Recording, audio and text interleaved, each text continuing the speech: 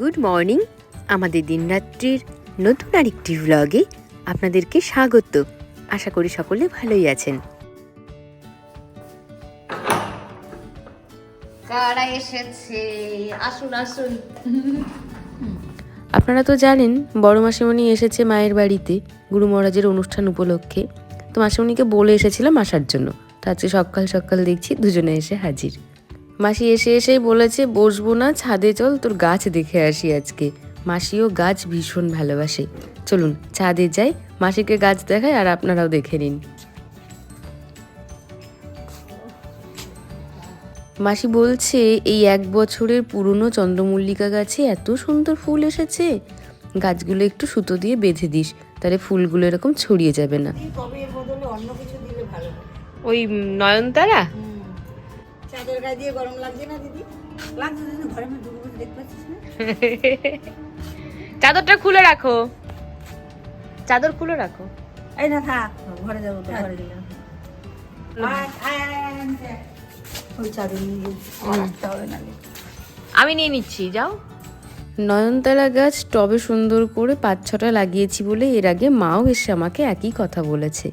কিন্তু কি বলুন তো, সারা বছর না এই নয়নতারা গাছেই ফুল দেয়, আর যেই ফুল আমি ভগবানের পায়ে দিই। তো সেই জন্য নয়নতারা গাছকে না আমি খুব যত্ন করি। আর কোনো গাছে সারা বছর এত ফুল হয় না। কি জানি সোনারে কিছু দিয়েছে হয়তো, ছোটখাটো। না আমি খেয়েছি। একটু বাদাম আর খেজুর খেতে দিয়েছি, দুজনকে ঠেলছে। যাই হোক চলুন, বেনারস থেকে কী শাড়ি কিনেছি মাসিমণিকে দেখায় আর আপনাদেরকেও একবার দেখিয়ে দিই।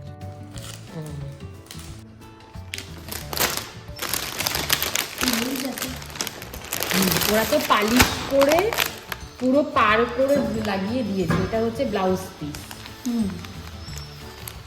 আর এই দেখো, এটা 6,500 টাকা নিয়েছে। খাড্ডি জর্জেট, পিওর রামকাট। পার্ক লাগিয়ে দিয়েছে? হ্যাঁ, ওরা পালিশ করে পার লাগিয়ে তারপরে দিয়েছে, পুরো রেডি করে। হ্যাঁ, যখন আমরা কিনলাম তখন আমরা রেখে এসেছিলাম পালিশের জন্য। বললো ম্যাডাম পার লাগিয়ে দেবো? বললাম হ্যাঁ পার লাগিয়ে দেবো। তাহলে পালিশ করা থাকে না দোকানে? না, ওই হাফ পালিশ থাকে, ফাইনাল পালিশটা থাকে না। শাড়িটা কেমন হয়েছে আপনারা অবশ্যই কমেন্টে জানাবেন। আর এই শাড়িটা নিয়ে একটা ঘটনা ঘটেছে, সেটা আপনাদের সাথে আমি শেয়ার করছি। তার আগে মা তাড়াহুড়ো করছে, বাড়ি ফিরবে বলে অনেকক্ষণ এসেছে। আর আমারও বাড়িতে আজকে নিমন্ত্রণ, কারণ আমি একা মানুষ, একার জন্য রান্না করতে মা মানা করছে। তো আমিও যাব, আমার কিছু কাজ আছে, সেগুলো সেরে নিয়ে তারপরে ও বাড়ি যাব। ওই আগমনী বাসন্তী ব্যাগের মধ্যে দিয়ে দিয়েছি, এর ব্যাগটা অতটা ভালো না। আজ আমার ছুটি, উত্তমের অফিস আছে, পুরো বাড়িতে আমি একা অফিস বেরিয়ে যাওয়ার পরে। মা আর মাসিমণি এসেছিল, খুব ভালো লাগলো। আবার এসো দুজনে। ভিডিও বানানোর তালে না। পারাপারি করিস না, যে সাবধানে চলাফেরা করে যেটুকু হবে সেটুকু হবে। চললাম, টাটা। মাসি আবার এসো, টাটা। আচ্ছা ঠিক আছে, হ্যাঁ হ্যাঁ। ছেলে মেয়ে যত বড়ই হয়ে যাক না কেন, মা মাসিদের কাছে সবসময় ছোটই থাকে। সেই কারণেই মাসি আমাকে সাবধান করে দিয়ে গেল, ভালোই লাগে। যাই হোক চলুন এবার নিজের কাজগুলো ঝটপট সেরে নিই, তারপরে মায়ের বাড়ি যাব। স্নান হয়ে গেছে যদিও আমার। এখন ঘড়িতে বাজে 2:30, যাচ্ছি মায়ের বাড়ি।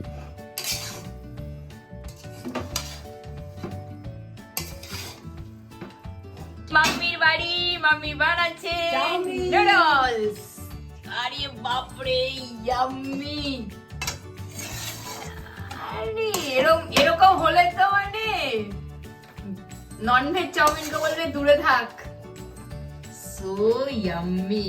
দুপুরবেলায় কিছুই আর শুট করিনি, অনেক গল্প করেছি সকলের সাথে। আর এখন মা সন্ধ্যের টিফিনে বানাচ্ছে চাউমিন, আর এটা আমাদেরকে দিয়েছে টেস্ট করার জন্যে। দিদি ये लो, टेस्ट कर लो।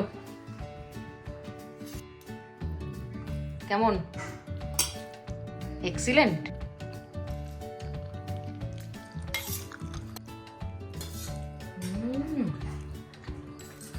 এক্সিলেন্ট।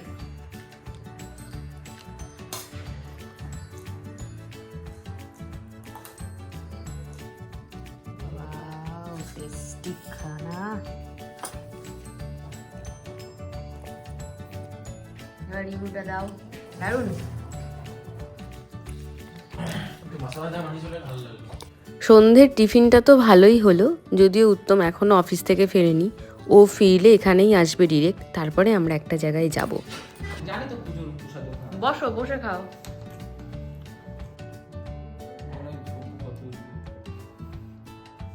কেমন হয়েছে? দারুণ, হ্যাঁ?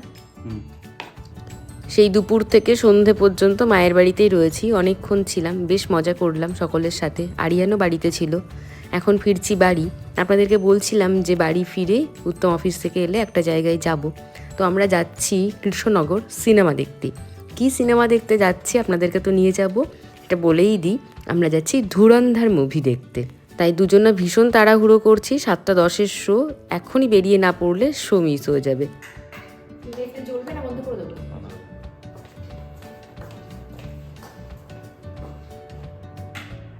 বহুদিন হয়ে গেছে দুজনে মুভি দেখতে যাইনি। আগে বেশ মাঝে মধ্যে যেতাম, কিন্তু এখন আর যাওয়া হয় না।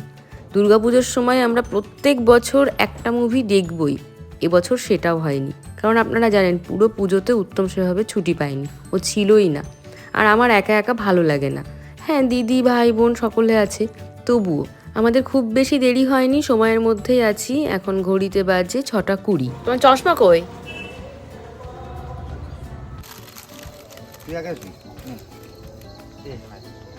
দাও দাও দাও, নিচে দাও, খেয়ে নিই।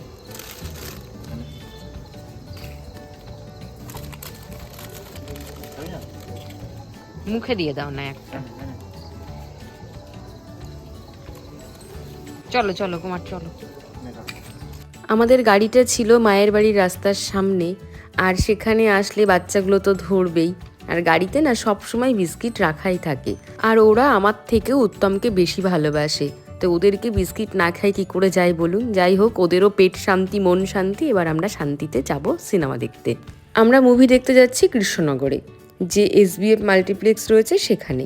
আমাদের এখান থেকে তার দূরত্ব ওই 13-14 কিলোমিটার মতন হবে।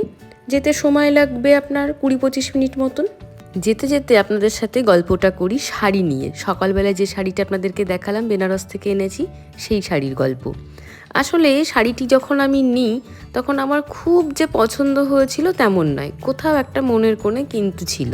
আপনারা হয়তো লক্ষ্য করে থাকবেন আমি যে ধরনের শাড়ি পরি বেশিরভাগটাই বডি প্লেন, হালকা দু একটা বুটা হয়তো থাকে, কিন্তু চেক্স বা প্রিন্টেড শাড়ি খুবই কম পরি। মানে সেরকম আমার ওয়ার্ড্রপে নেই বললেই চলে। শাড়িটি কেনার সময় দিদি আর সৌরভ ভাইয়ের ভীষণ পছন্দ ছিল, আর উত্তমকে হোয়াটসঅ্যাপে আমি ছবিও পাঠিয়েছিলাম। ওর প্রিয় রং হচ্ছে গোলাপি, মানে রানি পিঙ্ক কালার। সেটা এই শাড়িতে থাকায় ওরও ভীষণ পছন্দ হয়েছে। তো সেই কারণে শাড়িটি আমি নিয়েছিলাম, কিন্তু আমার কোথাও যেন মনে হচ্ছিল আমি শাড়িটি ক্যারি করতে পারবো না, আমাকে মানাবে না। দিদি তখন আমাকে একটা কথাই বলেছিল, তোর যদি এত সমস্যা হয় তাহলে তুই নিয়ে চল, শাড়িটা তো ভীষণ সুন্দর, না হয় পরে আমাকে দিয়ে দিস, আমি তোর কাছ থেকে নিয়ে নেব।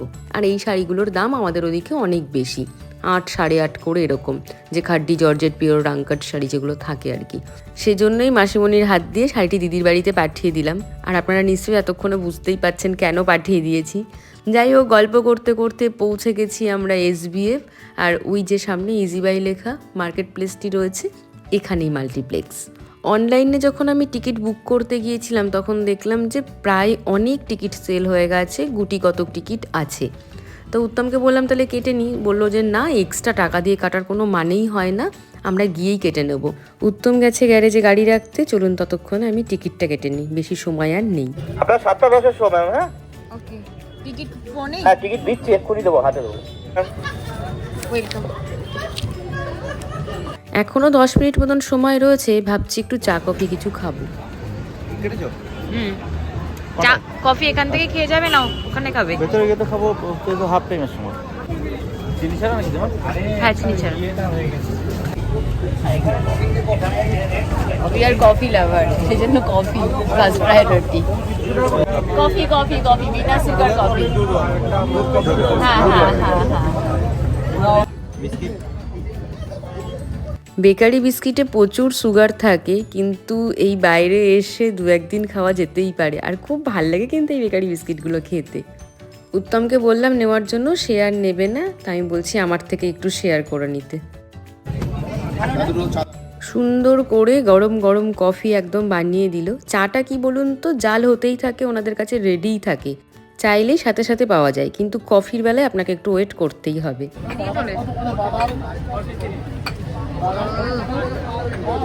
ধোয়া ওঠা কফি, ধোয়া ওঠা কফি।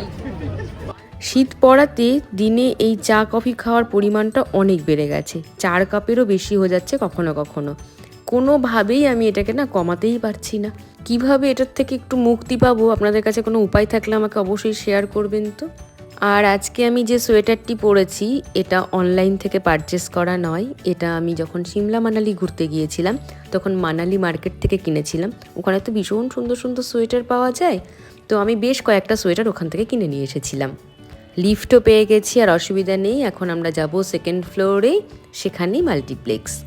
মুভিটা দেখার জন্য তো আমি ভীষণ এক্সাইটেড, কারণ এর স্টোরিটা আমি অল্প অল্প জানি। অলরেডি তার ট্রেলার আমি দেখে নিয়েছি, আর আজকে মুভিটা দেখার পরে তার রিভিউ আমি অবশ্যই আপনাদের সাথে শেয়ার করব। আর আপনারা যদি কেউ এই মুভিটা দেখে থাকেন, আপনাদের কেমন লেগেছে অবশ্যই কমেন্টে জানাবেন। আপনাদেরকে তো বলছিলাম সেই পুজোর আগে থেকে বহুদিন হয়ে গেছে মাল্টিপ্লেক্সে এসে মুভি দেখিনি কোনো। আসলে উত্তম এই নতুন মুভিগুলো কোনো না কোনোভাবে ঠিক জোগাড় করেই নেয়, আর দুজনে মিলে আমাদের ডাইনিং হলটাতে একটা থিয়েটার মতন সুন্দর তৈরি করে নিয়ে মুভি দেখি। তো সেই কারণেই আরও আসা হয় না। শীতের রাতে এরকম মুভি দেখতে কিন্তু খুব ভালোই লাগে নিজের কাছের মানুষটির সাথে বসে প্রেক্ষাগৃহে। তবে পরের দিন যদি অফিস না থাকে, যদি আপনার অফিস থাকেই, তাহলে তো আপনার এই লেট নাইটের জন্য আবার লেট ওঠা আর দৌড়ে দৌড়ে ট্রেন ধরা। এই কথাটা কেন বলছি সেটা আপনাদেরকে পরে এক্সপ্লেন করছি। একটা ঘটনা আমাদের সাথে ঘটেছে, মুভি দেখে ফেরার পথে সবটা আপনাদের সাথে শেয়ার করব। এখন আমরা আমাদের সিটটা খুঁজে পেয়ে গেছি। আমাদের সিট ছিল প্ল্যাটিনামে 11 আর 12। চলুন, এক্ষুনি শুরু হবে মুভি, আমরা সময়ের মধ্যেই আছি।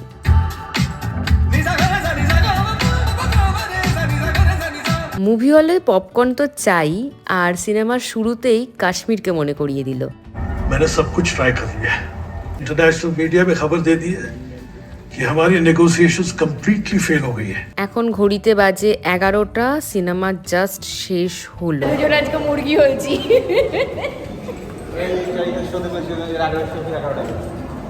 এবার তাড়াতাড়ি পার্কিং লট থেকে নিজেদের গাড়িটা নিতে হবে, আর যত তাড়াতাড়ি সম্ভব বাড়ি ফিরতে হবে।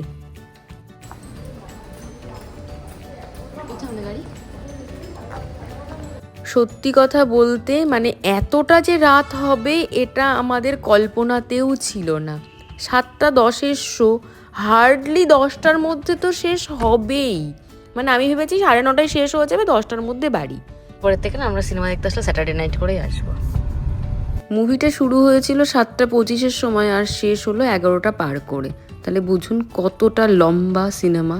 আসলে এতটাও অসুবিধা হতো না, কালকে উত্তমের অফিস রয়েছে আর রয়েছে আমার কলেজ। যদি কাল রবিবার হতো তাহলে আমাদের এই সমস্যাটা হতো না। আর এবার বলি মুভিটা কেমন ছিল। অসাধারণ লেগেছে আমার সিনেমাটা। অক্ষয় খান্নার অভিনয় তো দুর্দান্ত, আমার ওনাকেই বেশি ভালো লেগেছে রণবীর সিং এর থেকেও। কাহিনীটা আপনাদের সাথে শেয়ার করছি না, আমি চাই আপনারা মুভিটি দেখুন। আর হ্যাঁ, আজকে রাত হয়েছে ঠিকই, তবে একটা ভালো মুভি দেখে আলাদা একটা তৃপ্তি মনের মধ্যে কাজ করছে।